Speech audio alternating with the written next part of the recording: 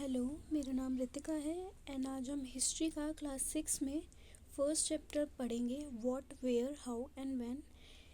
इसके जो नोट्स हैं मैं आपको टेलीग्राम ग्रुप में प्रोवाइड कर दूंगी। उसके लिए आप डिस्क्रिप्शन में लिंक दिया हुआ है, उसके थ्रू आप ज्वाइन कर सकते हो टेलीग्राम ग्रुप। तो स्टार्ट करते हैं। History is a chronological account of event as they took a place in past. So सबसे पहले आपको ये चीज़ समझने की ज़रूरत है, जो हिस्ट्री है वो पास्ट के इवेंट्स को दिखाता है, जो भी सारी चीज़ें पास्ट में हुई होती हैं। एंड ये क्रोनोलॉजिकल में होता है। क्रोनोलॉजिकल मीन्स होता है सीक्वेंस में। सो सीक्वेंस में हमारा मतलब है, सो फॉर एग्जांपल 2015, 2016, 2017। सो अगर आप किसी इवेंट को सीक्वेंस में बताते हो, सो सबसे पहले आपने 2015 की चीज़ों के बारे में बताया, उसके बाद आपने 2016 की चीज़ों के बारे में बताया, देन आपने 2017 की चीज़ों के बारे में बताया, सीक्वेंस में बताया। उसको क्रोनोलॉजिकल इवेंट कहते हैं। ठीक है, इसका एक और एग्जांपल आप देख सकते हो। सो अभी आप क्लास 6 में हो, इससे पहले आप क्लास 4th में होंगे, क्लास 5th में होंगे। सो 4th एंड 5th में होना ही आपकी सारी पास्ट की चीज़ें हैं। बट अगर आप कोई चीज़ बता रहे हो, सबसे पहले आपने 4th क्लास के बारे में बताया कि आपने ये सब्जेक्ट पढ़े थे, इन सब्जेक्ट्स में आपने हाईएस्ट स्कोर किया था। उसके बाद आपने 5th क्लास के बारे में बताया, फिर 6 के बारे में बताया, एक सीक्वेंस में आपने सब कुछ बताया। सो हिस्ट्री जो है एक क्रोनोलॉजिकल अकाउंट ऑफ इवेंट हैं। जितने भी इवेंट्स आपके होते हैं वो सीक्वेंस वाइज होते हैं। सो 2015 में जो हुआ वो पहले बताया जाएगा, 2016 में जो हुआ वो पहले बताया, उसके बाद बताया जाएगा। ऐसे ही ये सीक्वेंस चलता है। ठीक है। Why should we study history? So हमें हिस्ट्री क्यों पढ़नी चाहिए? सो हिस्ट्री हमारे पास्ट के बारे में बताती है। सो पास्ट से इसका मतलब है पास्ट में जितनी भी गलतियाँ हुई हैं वो प्रेजेंट में एंड फ्यूचर में हम दोबारा ना दोहराएं, इसलिए हम पास्ट को पढ़ते हैं। एंड इसका ये भी हम जानने के लिए करते हैं। सो अभी हमारे पास इतनी ज़्यादा टेक्नोलॉजी है, हमारे पास ट्रांसपोर्ट है, स्मार्ट टीवी है, स्मार्टफोन्स हैं, ईयरफोन्स हैं, हज़ारों तरह की चीज़ें हैं। बट इससे पहले ना तो एग्रीकल्चर हुआ करता था, ना ये टेक्नोलॉजीज़ हुआ करती थी। इवन जो ह्यूमंस हैं वो हंटर एंड गैदरिंग के थ्रू सरवाइव करते थे। सो ये एवोल्यूशन कैसे आया, इसको जानने के लिए भी हम हिस्ट्री पढ़ते हैं। एशियंट कल्चर को जानने में मदद करता है। जैसे मैंने बताया कि अभी तो हम काफ़ी डेवलप हो चुके हैं, एजुकेशन हमारा अच्छा है, इकोनॉमिकली हम अच्छे हैं। बट पहले ये सब नहीं हुआ करता था। इवन एग्रीकल्चर भी उस टाइम पे एग्जिस्ट नहीं करता था। पहले जो ह्यूमंस होते थे वो एनिमल्स को हंट करते थे, तब उसके थ्रू वो खाना खाया करते थे। एंड गैदरिंग का मतलब है किसी चीज़ को इकट्ठा करना। सो प्लांट्स के थ्रू जितने भी फ्रूट्स या जो भी वेजिटेबल्स होती थी वो उसको इकट्ठा करके खाया करते थे। And it help us to solve a problem of a present day. So past में जो भी हम गलतियाँ करते हैं उन गलतियों को हमने ज़रूर पास्ट में कभी ना कभी ठीक किया होगा। सो प्रेजेंट डे में वो गलतियाँ हम दोबारा ना दोहराएं। एंड पहले उन गलतियों को सुधारने के लिए क्या मेजर्स लिए गए थे वही चीज़ें हम प्रेजेंट में एंड फ्यूचर में अप्लाई करें, ये जानने के लिए भी हम हिस्ट्री पढ़ते हैं। ठीक है।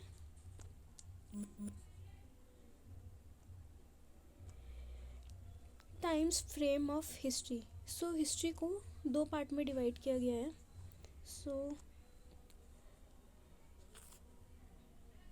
यहाँ से मानते हैं history use a chronicle sequence for better understanding birth of Jesus. So ये जो लाइन है हम इसको मानते हैं जीसस क्राइस्ट का बर्थ। सो इससे पहले वाला जो समय होगा वो होगा आपका बिफोर क्राइस्ट, एंड इसके बाद वाला जो समय होगा वो आपका होगा एना डोमिनी। तो फॉर एग्ज़ाम्पल अभी हम 2021 में रह रहे हैं। 2021 वाला जो पीरियड है वो आपका आएगा एना डोमिनी में। एना डोमिनी को हम सी जस्ट सेकेंड सी भी कहते हैं, कॉमन ईरा। ठीक है। सो अब इसको जानते हैं। Historian use chronological sequence better understanding birth of Jesus Christ taken as a zero. सो मैंने आपको बताया इसको हम ज़ीरो मानेंगे. ये जीसस क्राइस्ट का बर्थ है. ये है एनो डोमिनी. ये है आपका BC. ठीक है. Any event before Christ is called before Christ. ये आपका बिफोर क्राइस्ट हो गया. And any event after a birth of Jesus called anno domini. Jesus Christ के बर्थ के बाद जितनी भी चीज़ें होंगी वो एनो डोमिनी होगा या CE कॉमन ईरा होगा. Timeline of a history is divided into a 3 stages: prehistory, prohistory and history. ठीक है. 3 हिस्ट्री के टाइमलाइन डिवाइड किए गए हैं. Where did people live? अब लोग रहा कहाँ करते थे. सो लोग जो रहा करते थे वो ज़्यादातर रिवर्स के आसपास रहा करते थे. रिवर्स के आसपास इसलिए रहा करते थे क्योंकि वाटर जो है वो मेन सोर्स ऑफ लाइफ है. बिना वाटर के आप एग्रीकल्चर एक्सपेक्ट नहीं कर सकते हो. ट्रेड, ई-कॉमर्स, कुछ भी आप एक्सपेक्ट नहीं कर सकते हो. एक ह्यूमन की बॉडी के लिए वाटर सबसे ज़्यादा इम्पॉर्टेंट है. एंड इवन 70% हमारी जो बॉडी है वो वाटर से ही बनी हुई है. People live near river valleys. This become rivers provide water for all purpose. सभी पर्पस के लिए यूज़ किया जाता था. ट्रेसेस ऑफ लाइफ वो found in near Sulaiman and Kirthar hills in north west. So for example मान लेते हैं ये इंडिया है.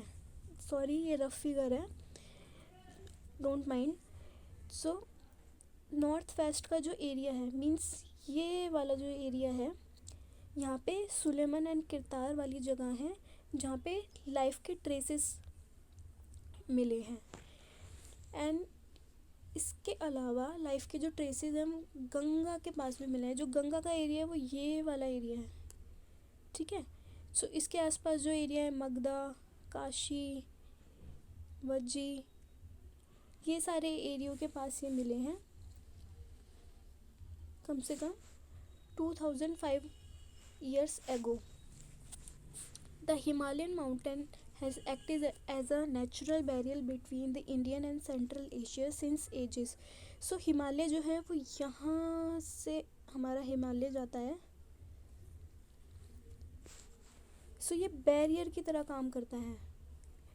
सो जितने भी फॉर एग्ज़ाम्पल जितने भी इंडिया में वॉर्स हुई हैं, इन्वेशंस हुए हैं, वो इस एरिया से हुए हैं. Just second. इस एरिया से हुए हैं क्योंकि ये ओपन एरिया है. ये सरफेस वाला एरिया है और ये वाला जो एरिया है ये हिली एरिया है. यहाँ से आना काफ़ी मुश्किल है. सो हिमालय के जो माउंटेन्स हैं वो एक बैरियर की तरह काम करते हैं सेंट्रल एशिया और इंडिया के बीच में काफ़ी सालों से. ठीक है. सो इंडिया का नाम कैसे पड़ा. Our country is called India and Bharat. Bharat was used by a people north India in a Sanskrit composition of Rigveda. जो भारत वर्ड है वो संस्कृत का कंपोजिशन वर्ड है जो कि ऋग्वेद में हुआ करता था. ठीक है. वहाँ से ये भारत वर्ड हमें मिला है. The world Indus traces it root from the river Indus. So जो इंडस रिवर के रूट्स हैं उससे हमारा इंडिया का नाम पड़ा है सिंधु. सो वहाँ के जो लोग होते थे उन्हें इंडस बोलने में काफ़ी तकलीफ़ होती थी. सो वो उसको सिंधु बुलाया करते थे.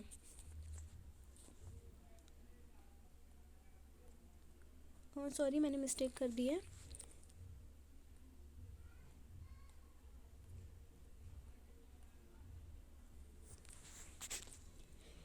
सो जो इंडस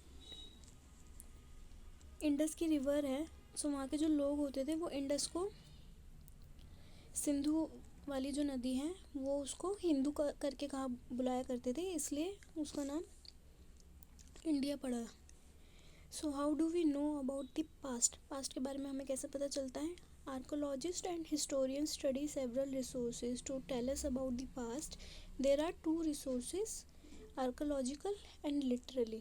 ठीक है, सो हमें पास्ट के बारे में कैसे पता चलता है, तो आर्कोलॉजिस्ट और हिस्टोरियंस हमें इन चीज़ों के बारे में बताते हैं.